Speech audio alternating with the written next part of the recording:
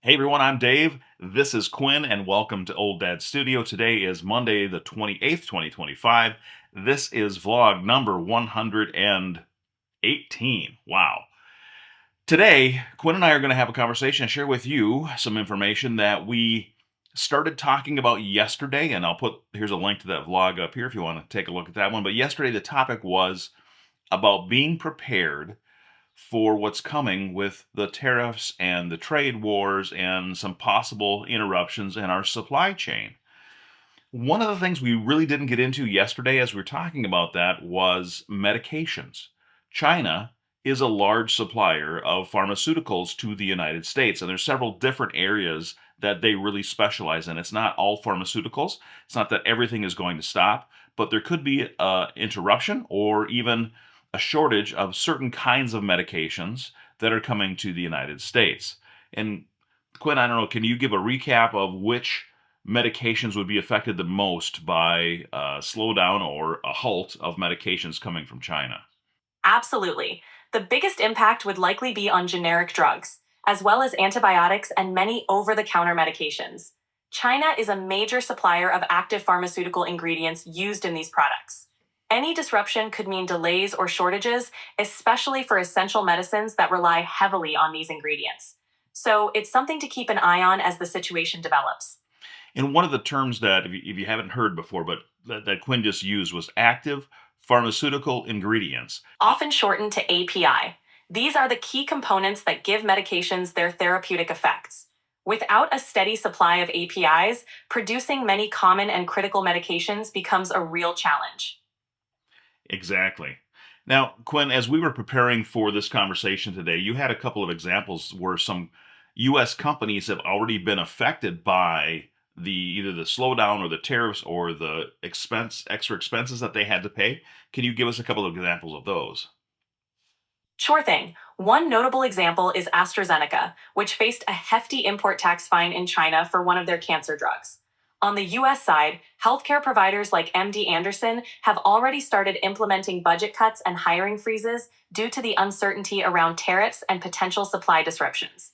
It's a ripple effect that can touch everything from costs to availability. All right, I'm going to throw you a curveball here, Quinn.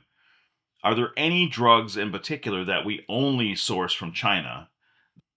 So, while not all drugs are exclusively sourced from China, a significant portion of generic antibiotics and other medications depend on Chinese APIs. If those supplies are disrupted, it might lead to higher costs or lower availability. The US does produce some of these medications domestically, but shifting production or sourcing alternatives could still cause delays and price increases. Now, Quinn, one of the other things that we didn't talk about that I either heard or read this morning when we were preparing for this vlog was that the other major supplier of drugs to the United States is Ireland. And do you have any information on that? Yes, Ireland is another major supplier of pharmaceuticals to the US. In fact, Ireland's pharmaceutical exports to the US have surged significantly, partly because US companies are stockpiling medicines ahead of potential tariffs. However, a proposed 25% US tariff on imported pharmaceutical products could substantially raise drug costs in the US, highlighting how interconnected and sensitive the pharmaceutical supply chain is to global trade policies.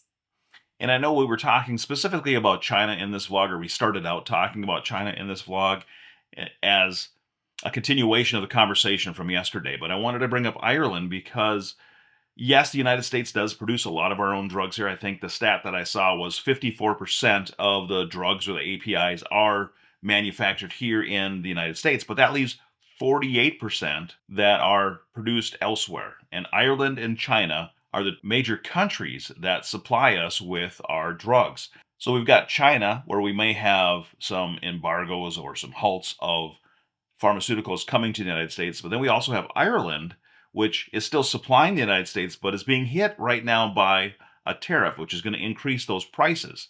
48% of our drug supply could be affected by the tariffs and the trade wars that are happening with other countries right now.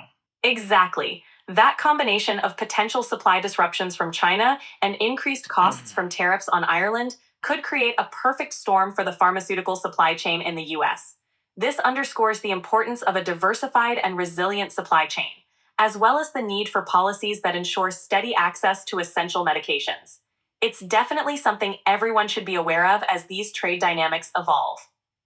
Now, Quinn, when we were talking yesterday about things that people could, practical things that people could do in order to prepare for a slowdown or a halt of some of the things coming from China, just stockpile and plan for diversifying your supply.